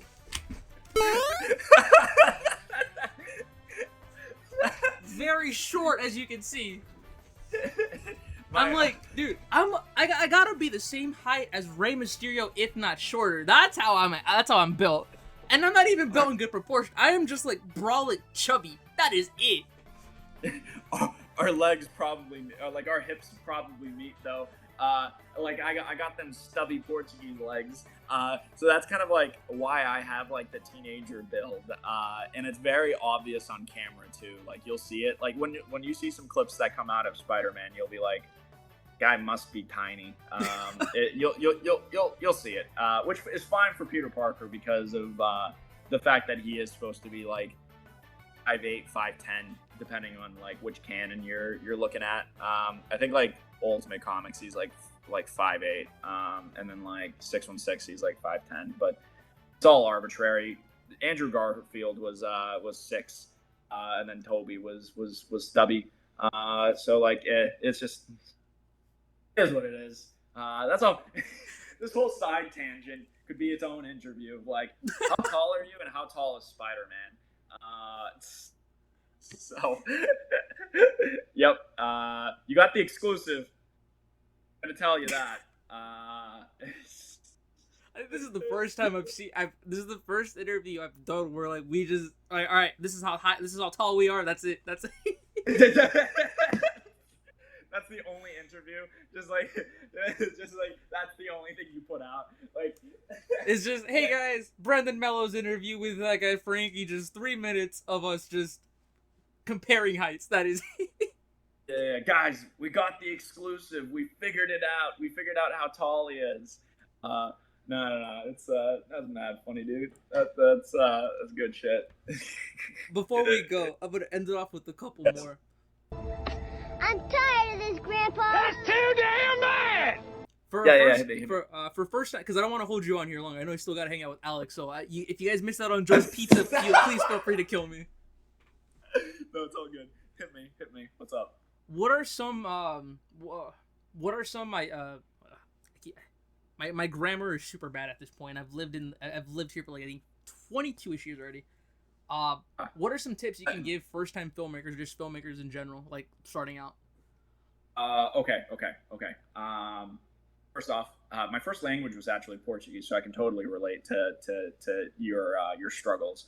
I got broken Spanish, man. That's it. I'm sorry. Dude, yeah, no, I feel that. Like I growing up, I had a Portuguese and Boston accent. So it was just the most obnoxious thing you could ever hear. Hit me with the Boston accent. Hit me with your Boston accent. Damn. Okay, one second. Give me a sec. I gotta get back into the mindset. I guess I can just. The only accent I can do is probably like Walken. Christopher Walken. That's it. It's like Wicked Kid. I'm from Boston. I'm from Quincy, kid. Yeah, that's the exclusive. Wicked Pissa. I had to go through so many dialect classes when I was younger, just to kind of like rid myself of. There's actually videos like on one playlist. I'm sure you'll find it, or I'll send it to you. Where there's like 8-year-old Brandon in an acting class with his high pitched voice and like his Boston accent. And hey, what do you think about Ted? And just like. That is so adorable. I need to see this. It was certainly something. Adorable is certainly a word. I don't know if you would associate it with that video. But all of this to say, it doesn't matter what your upbringing is. It doesn't matter what environment you come from. If you have a dream and you believe in it, you should pursue it. Follow it through, no matter what anybody else tells you. To be honest with you, I was a very short and stubby kid. I did not look like Spider-Man whatsoever. When I had this dream since I was a kid, and I was extremely overweight when I was 12 years old, like 200 pounds, 5 foot tall. I did not look like a superhero. And that summer, I had put my abilities to the test, and I went on a diet. It was a very restrictive diet, and I had dropped 80 pounds that summer. So within 3 months, I had gone down to 120, and when I went back the next school year, that early fall, I was very unrecognizable. There were even like certain students that didn't even know it was me for the first few days. They were like, "Who is this kid?" And really, Spider-Man, the urge to play him, and the fact that he has been that reassuring hand on my shoulder for so much of my life. He gave me that willpower to turn my life around. You know, I was extremely unhealthy. My doctor was worried about me, and Spider-Man gave me that persistence and gave me that goal to change my life. And that was just the first step. And then inevitably from there, I learned about filmmaking. I learned about directing. I had strayed away from the commercial and modeling realm, and followed my passions and my dreams of really breaking into the film and television scene, because that's really where my true passions are. And yeah, it's all about willpower at the end of the day. What are some tips you can give me? Because I know that I'm not going to film school, but I'm going to be doing media arts. What are some tips you can give me when it comes to like either film or anything in general like that I should be aware of? The biggest thing that a lot of people overlook is your team. You are nothing without your team. Make sure that you really go through the process of learning to trust each and every single individual that you bring onto your team. You know, what you're sharing is beyond just your normal bond, because they're on film sets, the conditions are beyond difficult. There's going to be really difficult days. So you don't want that to bleed into your crew. You know, if your crew is passionate and provides a healthy environment, then it'll make the hard days go by like this. So that is honestly the most important part of any crew. But honestly, outside of the film scene, it's just important for lifestyle, just to function as a human being. You know, if you surround yourself with positive, reassuring people, and that'll make such a difference on your mental health and your worldview. So yeah, really make sure that you take the time before getting onto a project and trusting people with certain roles and things like that you really get to know them as a human being, because that'll very much translate in the product itself. So I would say start there, and then from that point, once you have a team, you guys can accomplish anything together. Anything that you put your mind to. If you have a vision, pursue it. And you don't need a large team, really. 2 or 3 people, someone to hold the boom, someone to look at the pages and say, yes, I approve of this. I think this is good. Just to have that, I think is a necessity, and also just something really worth living for. Those memories are some of the best being on set. Those are some of the best memories of my entire life. Some of the best days are just days where I'm able to express myself in my fullest, speak my truth with my best friends. And I feel like that's what the creation process is all about. You know, I've been in the business for quite a while, and there's some really terrible people in the business, very scary people that would, ruin your life if you let them. So straying away from those types of people and straying away from those leeches, really. I definitely have looked at the industry differently with age. So just being precautious, really, about some of the pitfalls that other creators have gotten themselves into, or just being very truthful about what the industry is, because to a lot of people, it's just a business. It's not a A lot of people don't see it as the art form that it actually is. It's a craft at the end of the day. Your product will suffer if you don't believe in what you're saying and what you're doing. You can actually see that now in the decline of the superhero genre. Creators are not speaking their truth. They're just putting out products to keep the company afloat, right? And our audiences are smarter than that. I'm glad that like the audience perspective now, it's like changing. It's like, no, like give us actual stories instead of just like the exact same rinse repeat cut. And then what you're also saying like about the industry is pretty scary. Like I'm not like in it because like I'm still like behind everything. I'm just the guy that either writes scripts either for my YouTube channel or even helps out every now and then, because right now with me and my friends we're just doing like videos on YouTube. They're kind of edgy.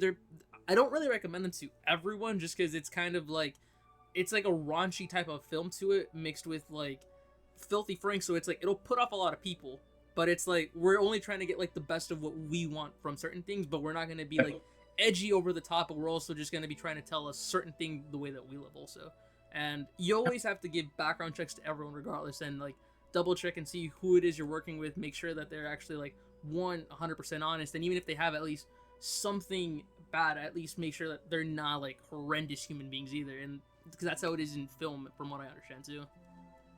The biggest advice that I'll give when it comes to the industry is just do not bend to others in the industry, morally bend. Just stick to who you are, because plenty of industry professionals that are scummy will put you in bad positions that you wouldn't want to be in, and just be precautious of that. There are plenty of horror stories that you can find online about what the industry can be. A lot of that is now becoming public, with just certain businessmen that take advantage of their artists. And honestly, even what's more relevant now is what the studios are doing to plenty of their artists with AI, right? Yeah, like what was it with like Secret Invasion? Like I thought it was like when you mentioned don't bend, I know that it was their decision, I respect it, but at the same time I'm like, what they're doing, like it was the dumbest thing they could have done. I know that they still got paid at the end of the day like the actual artists, but I feel like they should have fought more to actually do actual art instead of letting AI do it. And Marvel's excuse was like, oh, we're gonna let this happen because it makes sense with like with what are they called? They're not the Inhumans. I keep forgetting what they're called. That specific are you talking about the Skrulls? The Skrulls, yeah. See, I'm a nerd, but I forget everything because I'm like, I know at least a good amount, but even then, I'm just like, explaining that the AI for the Skrulls makes sense is like the dumbest take I've seen possible. Like, yeah. I know, AI as it is, like, I'm not gonna say that it's like, that it's good. There are some cool things that I've seen, but from a majority that I've seen also, AI is just like horrendous when it comes to stealing artists' actual work, especially just at this point, like, the fact that we can see we're seeing the decline with like writers going on strike. Also, the fact that Marvel and other studios are wanting to do Chat GPT and shit, it's really stupid. They're just wanting to make a quick buck instead of actually wanting to give money to people that are actually wanting to make an actual good story. Yeah, no, I certainly echo a lot of those sentiments. It's a double-edged sword. There are some benefits to AI. There's also a lot of pitfalls, and just making sure that we don't tip the scales in any certain direction. And I'm glad that the strike's happening.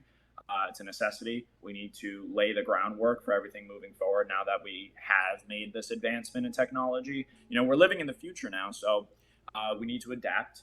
And I honestly think that online media, what we're doing right now on YouTube, is the future. It's been that way for quite a while. This is really a medium where the artist can have full control of their content, like you're describing. Your content isn't for everyone. You shouldn't be pleasing everyone. You should be making this first and foremost for yourself, because this is expression. You shouldn't be worrying about demographics and all of that nonsense. Just worry about figuring out your skill set and worrying about your crew. That is the most important thing. As long as your team likes the content that you're creating and you're happy and you're joyful, then that's all that matters. That is the priority. Because so many studios, they get distracted by their demographics and all of that, and that's inevitably why they lean on AI, right? And then inevitably that's why they they choose AI over the person who's actually skilled for the job. And then inevitably from there, they rely so much on their demographics and their ROI, right? Their return on investment. And then you get a movie like The Flash, right? That was initially projected to excel, right? And to reset the universe and do all of this bank at the box office, right? And then inevitably, what happens? If the movie isn't good enough, then it doesn't matter what your target demographic sheet says. Just because you're hitting all of these demographics doesn't mean anything, because then you're making a hodgepodge of a product. And like, I like aspects of The Flash, don't get me wrong. I don't condone anything that Ezra Miller's doing. All right, separate the art from the artist. That's like, Yeah. I don't mind anyone using that term, because like, again, like separating the art from the artist is a true statement. Like, you can like certain films, but it's always important to note, like, don't praise X, Y, and Z. Like, again, I'm a huge horror fan, so I'm not sure if you're aware of like the Jeepers Creepers movie. Good films, terrible fucking director in real life. Also, like a scumbag of Earth. Yeah, you'll see that on a lot of projects. That's what I'm saying about just warning people about the industry, because as long as you're precautious, knowing more is always going to be better. Because then you can look for the pitfalls and the red flags, and that there's monsters in the shadows, right?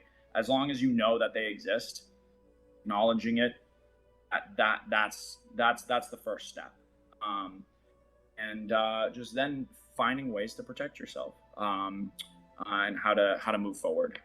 That's really what I would advocate more than anything.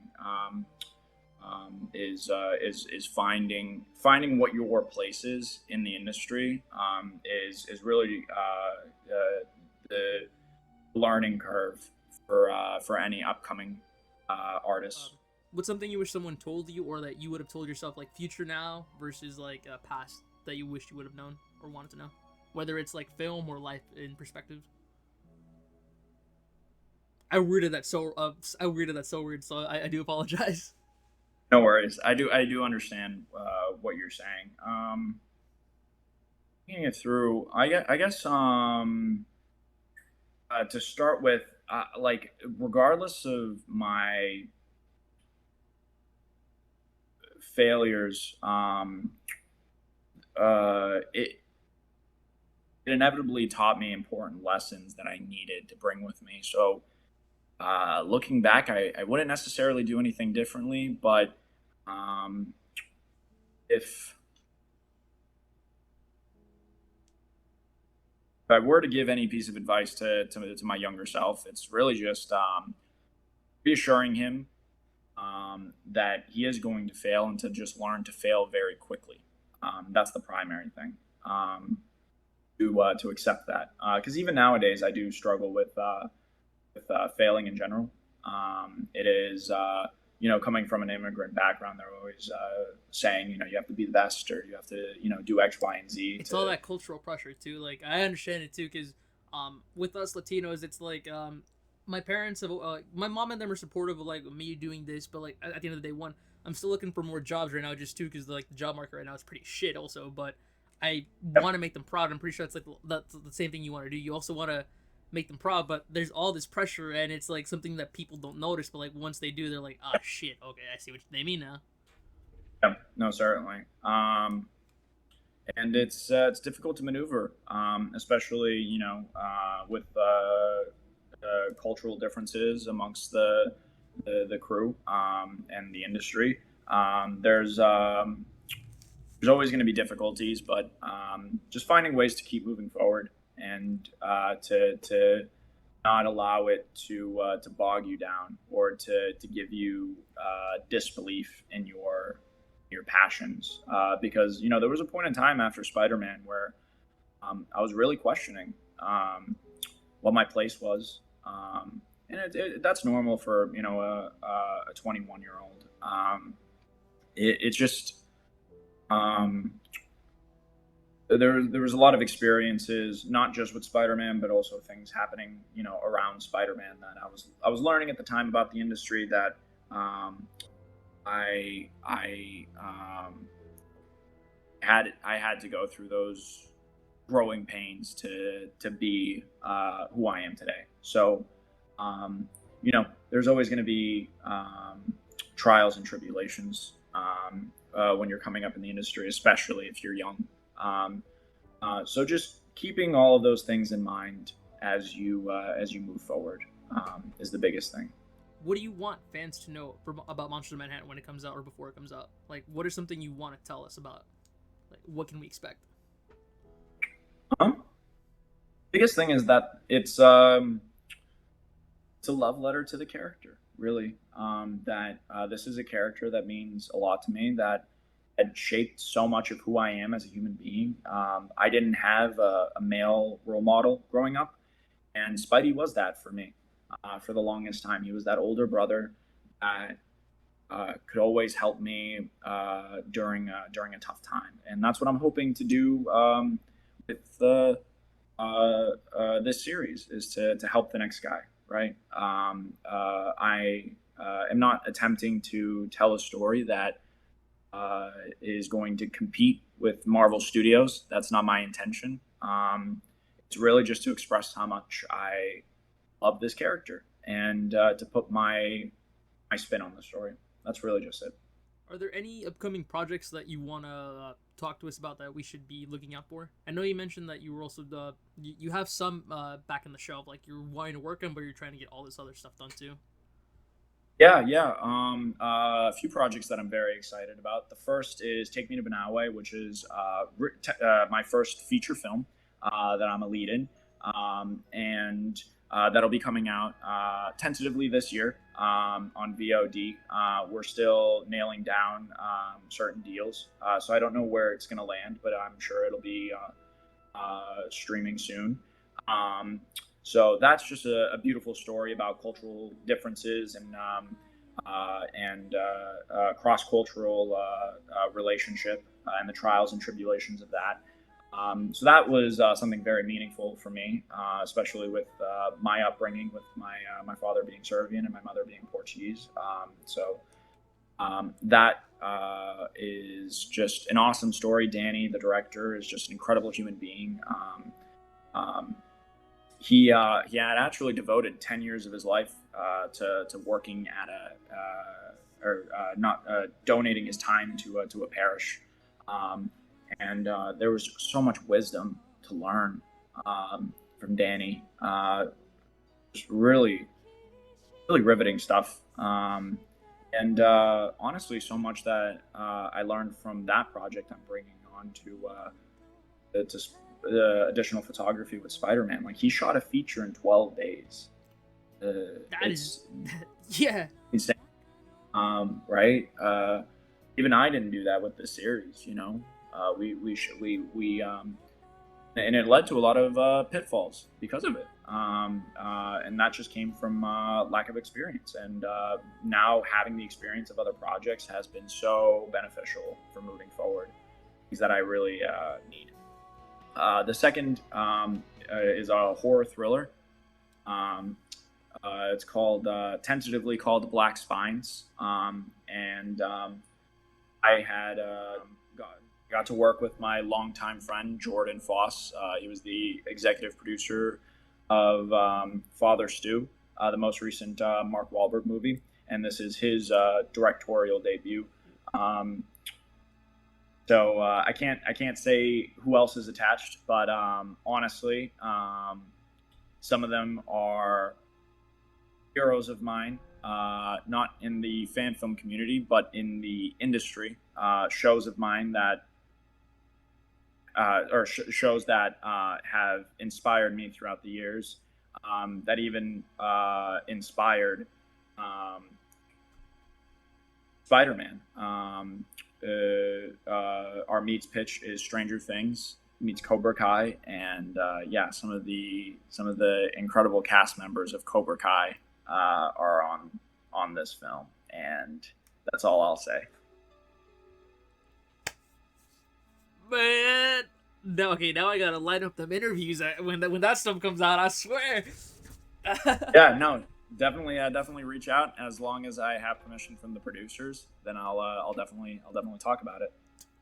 Yeah, I'm excited for the future. Everything is looking up from here, and that's really a testament to just surrounding yourself with just positive and supportive people. It took quite a while to cut some of these toxic people out of my life, but I'm honestly in a really good place, and I'm excited to share all these upcoming projects with the community. All provide just completely different things, and I love each and every one of them for completely different reasons.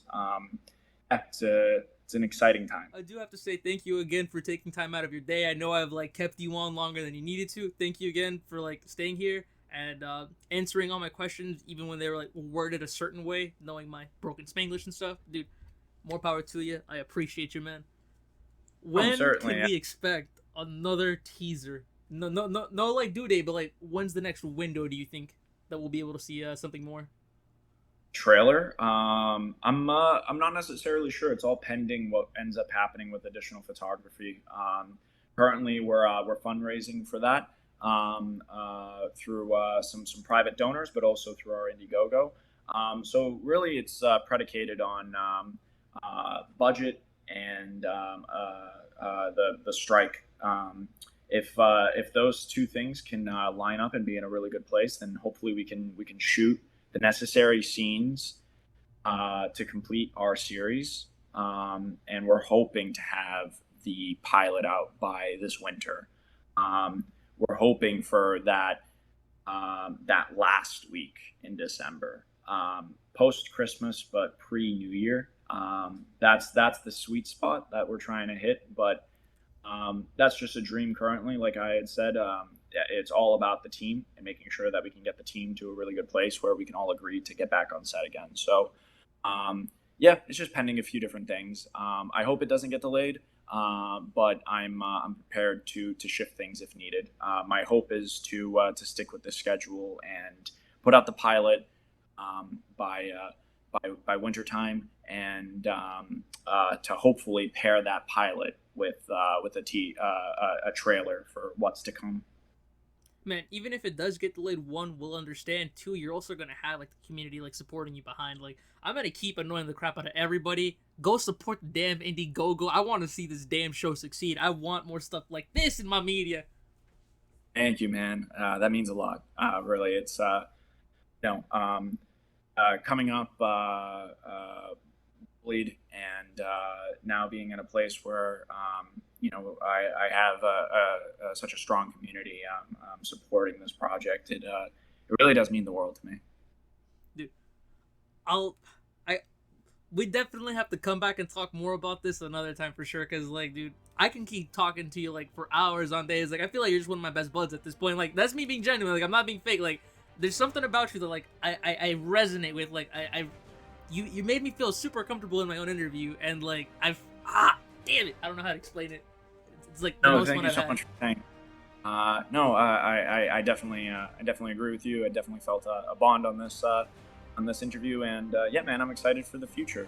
Definitely stay in touch outside of the interview and all that stuff, and Oh, I will. Expect me to blow up your phone with memes every now and then, I occasionally do.